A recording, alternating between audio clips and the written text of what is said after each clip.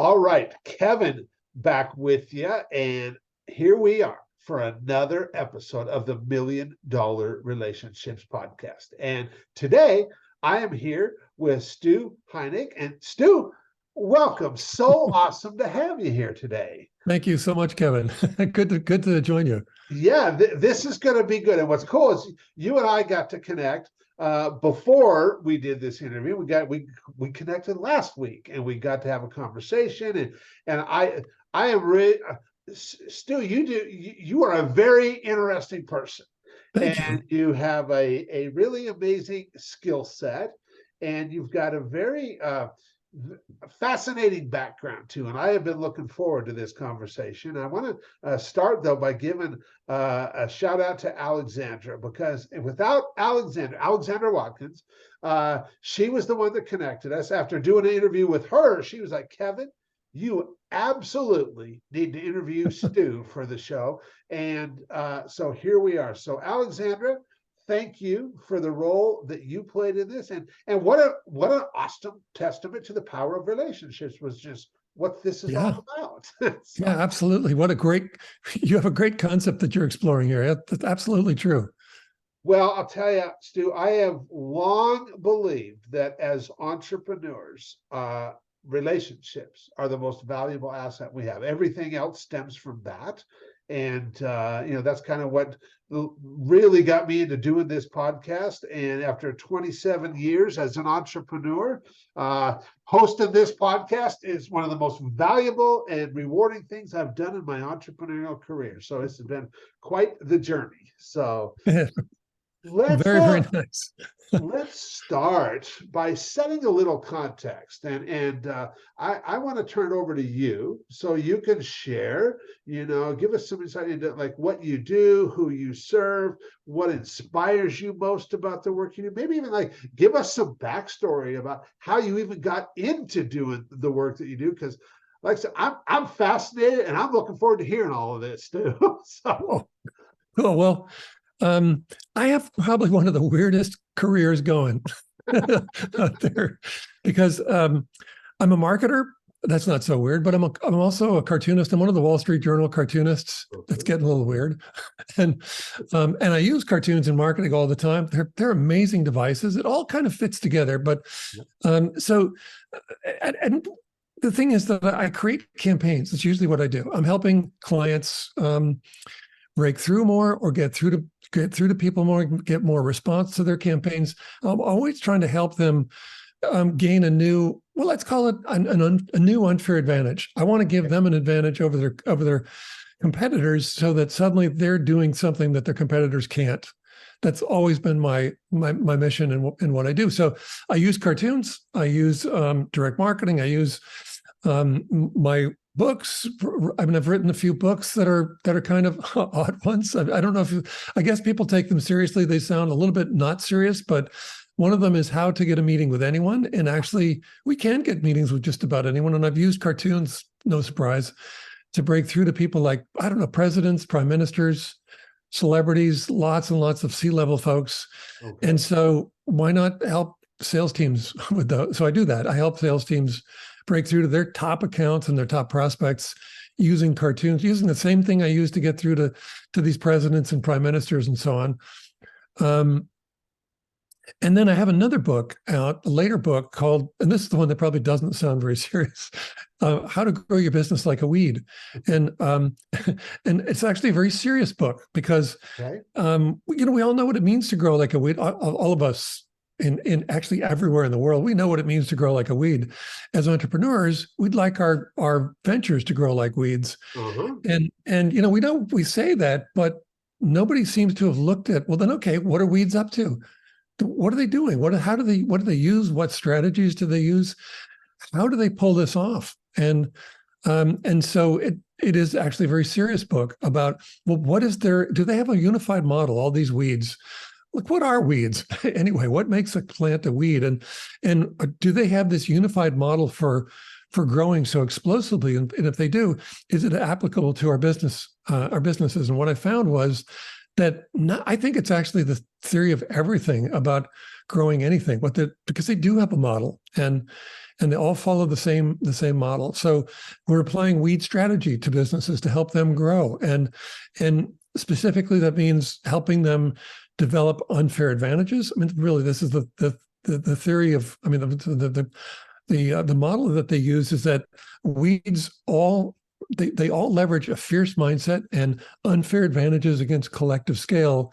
And they do it according to a process that's just millions of years old, but it's a living process that allows, it's actually their evolution, but it allows them to meet challenges quickly and stunningly. So actually weeds are not only a great metaphor, but a great source of inspiration and insight as to how to grow our businesses.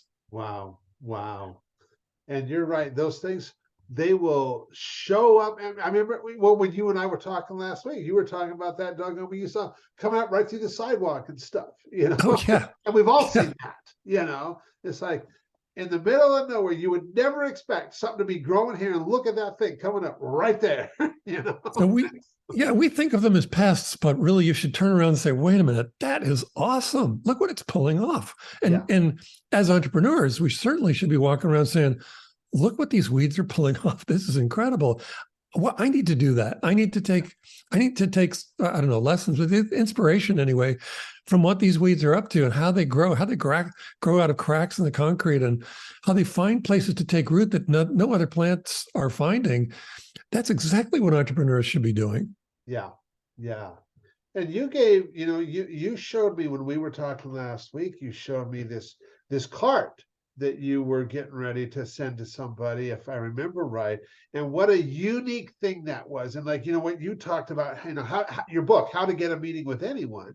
And you use, cartoons to do that, and in different formats and all of that. But what a very unique way to reach out to somebody, because I don't know anybody else doing that. In fact, I have never, ever met anybody until used to using cartoons to get meetings with people and stuff. Yeah, well, they're very serious.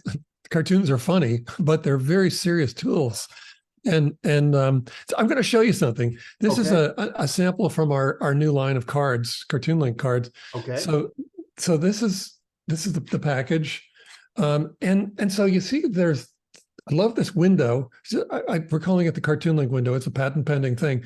But this window, love that little, just sort of the starkness of it. I like the design of it. So I love how it shows up in the outer envelope. But you look at it and you say, okay, I see there's a cartoon in there. What, how are you going to ignore that? Yes. Yeah. So you'll open it up, you'll pull it out.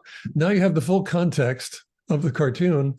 And so they're always personalized. So Kevin, if I was just having a hard time, let's say that we were doing something, but it was stalled and I couldn't get through to you, I might send you this card. So the butterfly would then be saying, don't put me on hold, Kevin. I only have a 2-week lifespan. That's right. No, look at that. I mean, that's a really disarming way of saying, hey, Kevin, come on, let's go.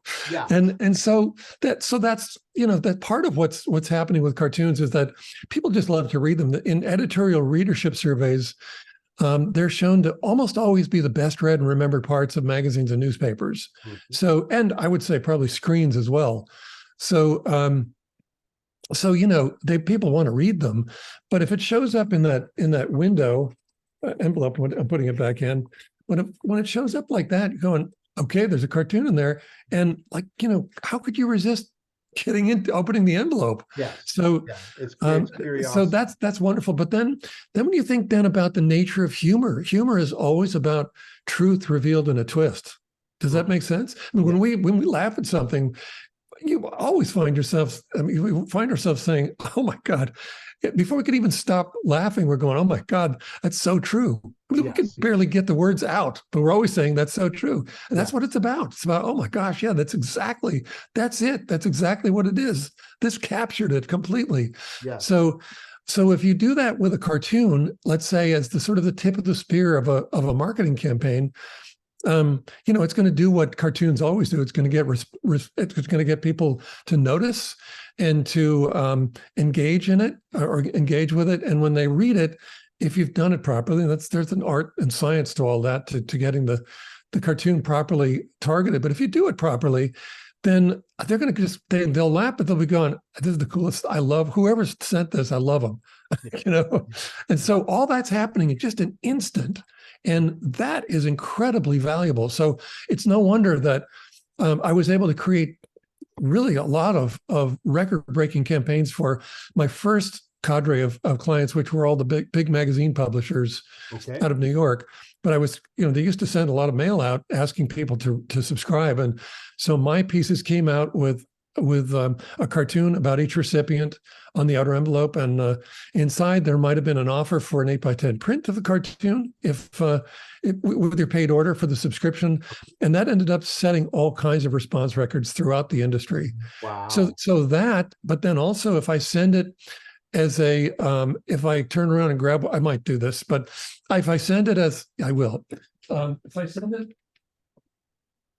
as a big board, I mean, that's also one of our contact devices. So if I send it that way, I know I'm going to break through. I know people, they're not going to throw it away or file it away. It's too big for one thing, but I know that people are going to they're just going to be going, this is so cool. I love this. Who sent this to me?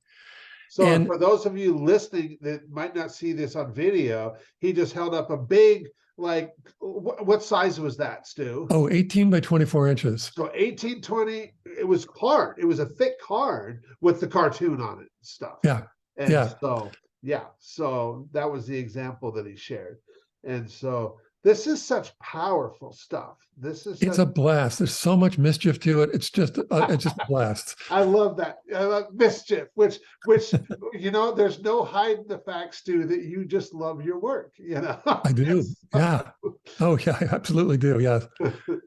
Well, okay. So now that we've got a little bit of context set here, and people have a little bit of an idea of what you do and just what inspires you to do the work that you do, I'm gonna reiterate the question for the benefit of the listeners. So, Stu, have you ever been introduced to a person or persons who completely changed the course of your life or your business, so much so that much of what you have today would not be possible if not for this person or persons? And Stu, I'm just really excited to hear your story and your experience around this topic of relationships. Yeah, well, I absolutely. I mean, we don't do things alone. We sort of bounce off each other, and the things that we bring and combine together is what creates the magic out there. And so that's why I love this topic so much for your podcast. So if you're asking me which meeting had the most impact in my life, I would say meeting my wife. Okay. So I saw her in a magazine and wrote to the magazine and they introduced me to her photographer, and I flew to Copenhagen to meet her. Wow. That one really changed my life. Story. Holy, okay. So I'm shortening it a lot. But, well, yeah, that's you probably got to the share one. more details now. That's probably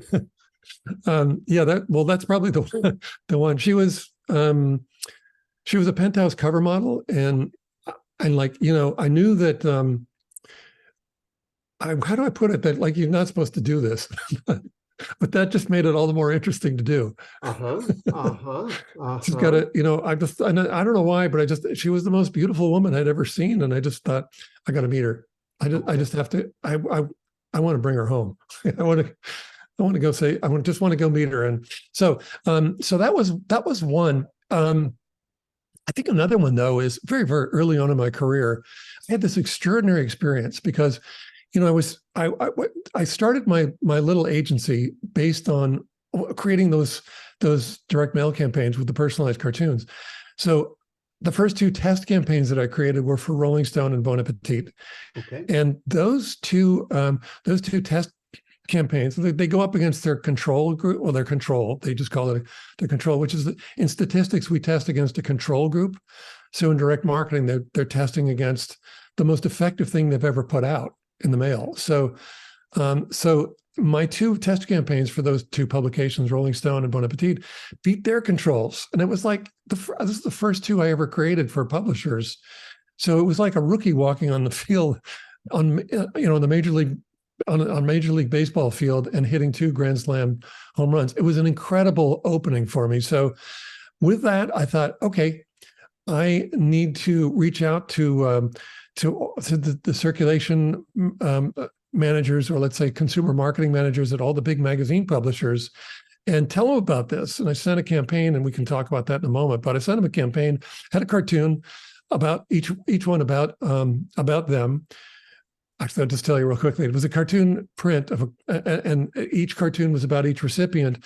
And in the note, I said, "This is a device I just used to beat the controls for Rolling Stone and Bon Appetit, and I think we should put these to the test for your titles." That produced 100% response rate. That campaign, it launched my business. It was worth millions of dollars, and it all stemmed from this little tiny campaign to about 24 people. Now, you asked me about those were great. Actually, all of those relationships became very important to me. But the one that I really thought was really cool, I wanted to offer these clients a real, just like the best assortment of cartoons and cartooning styles that I could to be part of their campaigns. So I started recruiting some of my heroes of cartooning. And so I recruited Gahan Wilson and Eldon Dedini from Playboy, and then Bob Mankoff and Leo Cullum, Arnie Levin, and so on, a bunch of the New Yorker cartoonists. Okay. And so they became part of my group. And when I go to, most of them lived in New York and Manhattan. So when I'd go to Manhattan, I'd hang out with them. And even whether it was that or just through the workings of our projects together, I ended up when nobody knew, none of us knew what was happening, that this was happening anyway, but I ended up being mentored by some of the best cartoonists in the world. And that was the extraordinary, those were incredible relationships. Yeah. And just the benefit to me was, well, the benefit to them, I was making the money, but and involving them in something that didn't exist before. But the benefit to me was, I learned so much about cartooning and just about, I guess about being a cartoonist. Cartoonists are interesting because their work is famous, but they're not. It's kind of a cool combination. So they can walk around on the street and nobody knows who the hell they are.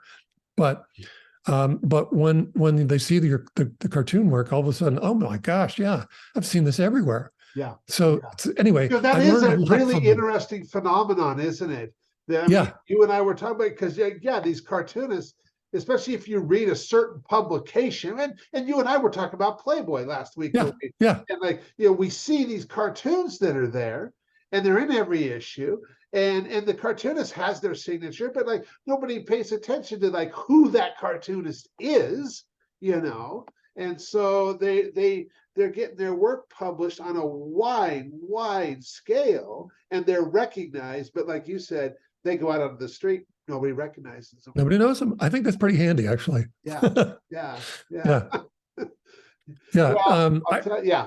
That's pretty amazing. Yeah. So those were, you asked about relationships. Those were really very, very critical and formative relationships for me. They were amazing. Without them, I wouldn't have been a cartoonist. Wow. So when was this, Stu? What year was it when you ran the campaigns for Rolling Stone and Bon Appetit? What year was that? So those were in the 80s and 90s, last century. So it was a while ago. Yeah. As you can tell, I've been around a while. and so then after that, you sent a mailing out with cartoons and 100% response rate. You just said, hey, with these two publications, we should try it out with your publication. Now, and so, anybody that's in the direct mail world or direct response marketing world knows that I have various, in fact, I don't recall anybody ever telling me talking about 100% response rate. I think you're first to ever say, I got 100% response rate on something, even if it's a small scale, but yet look who it was. Yeah, it gave me complete access to the magazine publishing industry. Yeah, that was a great campaign. In fact, we should really talk about that, because that's an amazing. Let me go back. That was. when you mentioned 100% response rates, I couldn't tell people at all, anything about that back then, because they would have thought I was like one of these guys who says he's been abducted by aliens. I mean, like, there's no credibility whatsoever, because they always used to say, all the pundits used to say that 100% response rates were impossible. And if you get a 1 or 2% response rate, that's about typical. And there actually is no such number. I mean, there's no typical response rate to anything, but that's what they used to say. They also used to say, if you don't, but one of the things you should avoid in direct response is using humor at all. I thought, they don't really understand how this works then, because they've ignored the fact that cartoons are the best read and remembered parts of magazines and newspapers. Like, people love them. So why wouldn't you use it? And then when you, again, think about the nature of humor, it's this device that helps you put across this point of agreement, let's say, truth or agreement, and it does it in a very disarming way. I just showed you earlier the butterfly, the pissed off butterflies saying, "Don't put me on hold, Kevin. I only have a 2-week lifespan." Well, that's a great disarming way of saying, "Kevin, get off your butt. Let's go. Let's move this." That's and right. So they ignored all that anyway. The thing is that when I sent those contact pieces, I didn't know what to call it, so I called it a contact campaign. So when I sent my contact campaign to all those the people at the publishing houses, I had no idea what was really happening. But when they all responded, when they all said yes, let's meet, when they all converted to clients, I'm like, wow. That's incredible. That was, I mean, who else can I send cartoons to break through to? And I mentioned earlier, that was when I started reaching presidents and prime ministers and so on. But then I thought, well, what's everyone else doing? We all have to get meetings. You can't sell if you can't get meetings, and really can't do much of anything. You certainly can't establish new relationships if you don't meet people. So, but it's really critical then. How do you get meetings? And if we don't get meetings, nothing happens. So how do we get those meetings with these people that can change the scale of everything? And that's what led me to get really curious about what everyone else is doing to get meetings. And then ultimately led to writing the book, How to Get a Meeting with Anyone. We talked about 100% response rates in contact marketing. That's what I called it in the book, contact marketing. I'm not saying it always happens, but it's really quite common that people who are users of contact marketing can get 100% response rate. But even if they're getting like a 0% or a 1% response rate before, if they're trying to reach top prospects, let's say in sales, and they go to 10%, that's a big gain. That's a huge gain. So this has been an amazing boon for sellers. And I will tell you that the highest response rates now that I've seen to contact marketing campaigns is somewhere between 300% and 400%, and then an ROI of 96,500,000%. Wow! Unbelievable. I mean, like, I still sound like a guy who's been abducted by aliens. It's even worse. Well, the thing is, though, I mean, it's totally believable, because I know. I've had my own experiences in contact, especially like when you're not trying to just reach out to anybody. You're reaching out to a very specific person with a very specific message. And I can see when you're sending them a message, hey, I just helped Rolling Stone and Bon Appetit.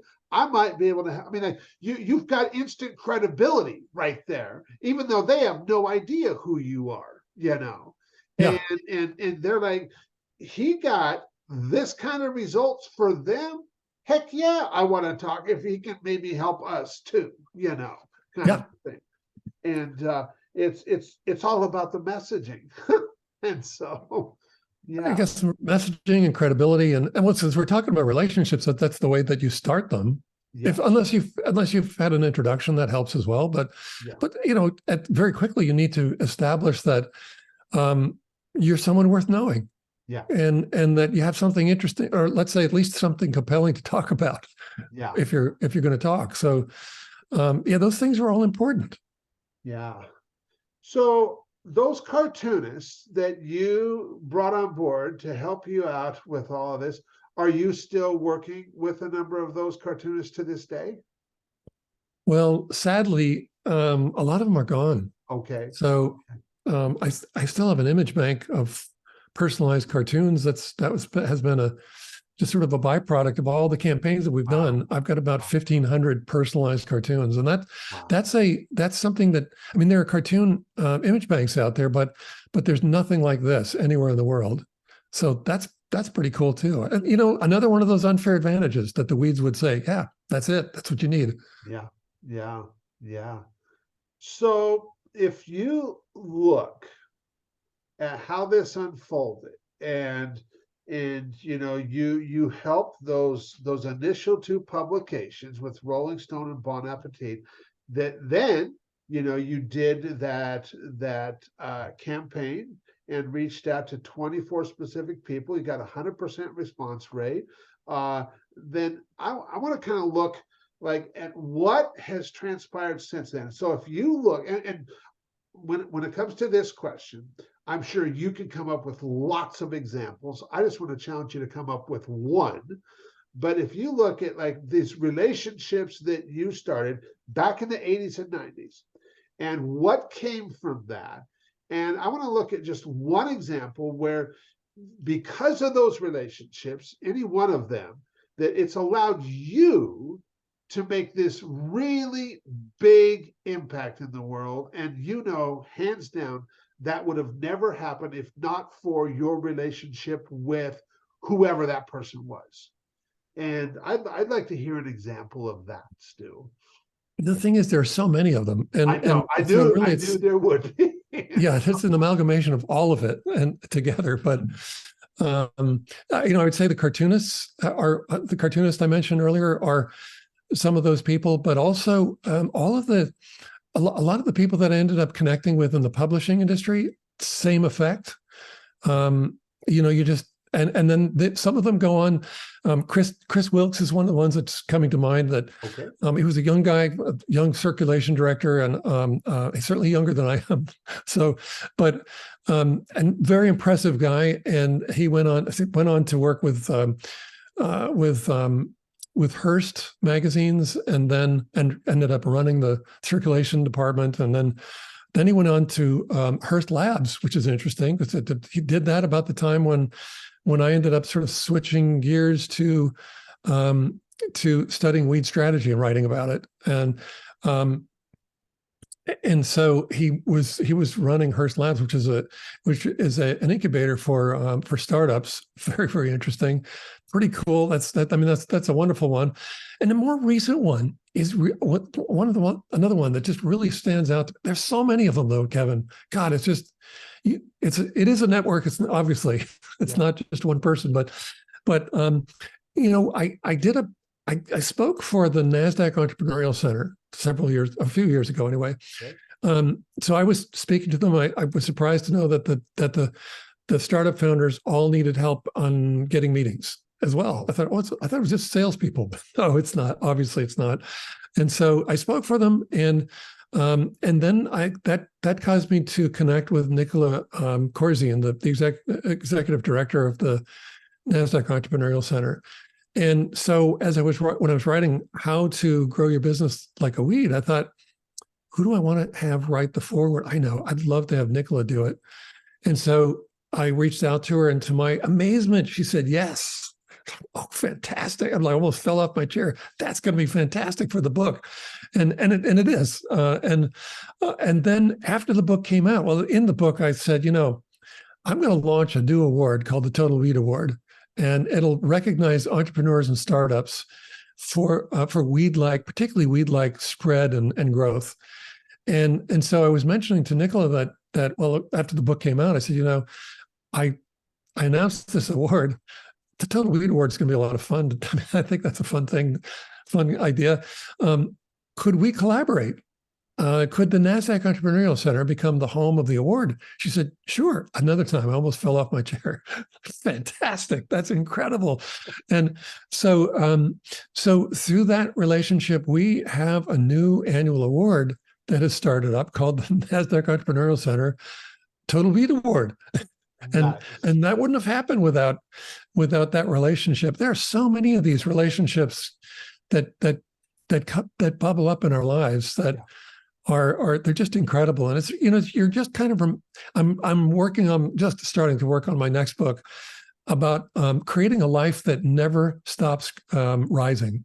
And so, I'm just thinking, God, these relationships that we have throughout life, they're so valuable, and quite obvious, but they're so valuable that there ought to be a chapter about that. Just, what happens, what's the result, or what's the effect in your life of creating these relationships? And they have to be two-way, symbiotic relationships. You've got to give a lot as well, but you end up creating these things that just make your life so much bigger.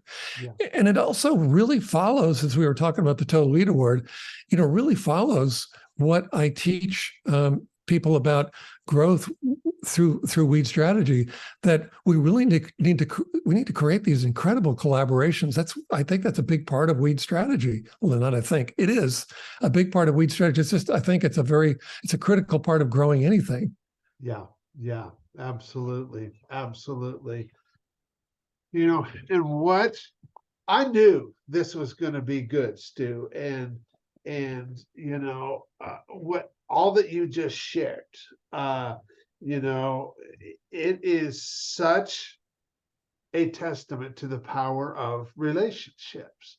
And you have just been building relationships with people for years. And this has been, and one of the things that I always want to come from these interviews is like the people who listen to this podcast are entrepreneurs, founders, CEOs.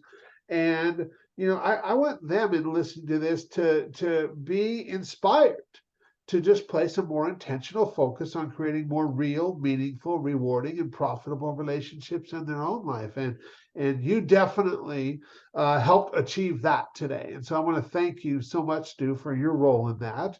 And for everybody listening to this going, dang, Kev, Stu is a fascinating guy. I really like Stu. How can they find out more? I mean, show them your books, how they can, I would imagine they can get them on Amazon, but anything else that you would have to let them know that they can follow up and find out more about the work you guys are doing? Sure. Well, thank you. Well, and by the way, thanks for having me on. What a blast to get to know you. But so here's one of the books, How to Get a Meeting with Anyone. Okay. Right. That's obviously that. These are really obvious what they do, what they're about. I don't have to explain it. And then How to Grow Your Business Like a Weed. And so I would say, go to Amazon. You can go to Amazon, Barnes & Noble, anywhere books are sold, except the airport, I guess. But otherwise, you can buy the books. I'd love to have you buy the books. You can also come to my site. If you know the spelling of my name, if you see it, it's Stu Heinecke, StuHeinecke. If you go to StuHeinecke.com, you can go there and you can sign up and get the first 2 chapters of How to Grow Your Business Like a Weed for free. Okay. If you go to my other site, Cartoon Link, we're launching a new line of the cards I just showed actually earlier, but a new line of cards to help sales teams break through. But if you go there and sign up for my list there, you can get the first 2 chapters of how to get a meeting with anyone for free. So those. Yeah, I think that's probably. Hey, one final, if you'd like, let's connect on LinkedIn and mention that you heard me on Kevin's podcast. I'd love to connect. Awesome. Well, Stu, really appreciate you taking the time to have this conversation today. And I just, as we're getting ready, anything you feel led to share as just one last thing before we wrap up? Yeah, maybe one, and that is that, if weeds, I'm consumed with weeds right now and weed strategy. But if weeds could talk, if they could give us a little bit of advice, I think one of the first things they would tell us is, if you want to grow your business, and your career, just your professional life, if you want to grow, you need to connect and rather team up with the smartest people as fast as you can.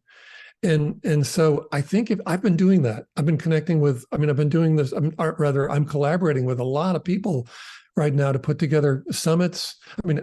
Growth summits around the world in bucket list locations, and Okay. and masterminds and other events, all other kinds of offerings. But it's all through these really interesting collaborations. I'm collaborating with other. I've mentioned other authors. I'm also a Broadway producer, a magazine publisher, a book publisher, and the list goes on. And it's really, I'm just looking at all the impressive people I know. I'm saying, let's do it. Let's put together a collaboration. Yeah. And it's amazing. That is what weeds do. They're nature's collaborators. And when you build that into the way that you do business, it's an incredible effect. But I don't need to tell that to you, Kevin, and your audience, because you already understand just the incredible importance and value of relationships. That's really what it is. Yeah. Well, and I'll tell you, but it's always good to have reminders, and we accomplish so much more when we're collaborating and co-creating with like-minded people than we could ever do on our own, and yeah. it exponentially amplifies everything. Yep. And so I really appreciate you taking the time to have this conversation today, Stu. I'm really excited to share this and get this interview out there. And thank you. Really appreciate you, man. Thank you so much for having me. What a blast. Absolutely.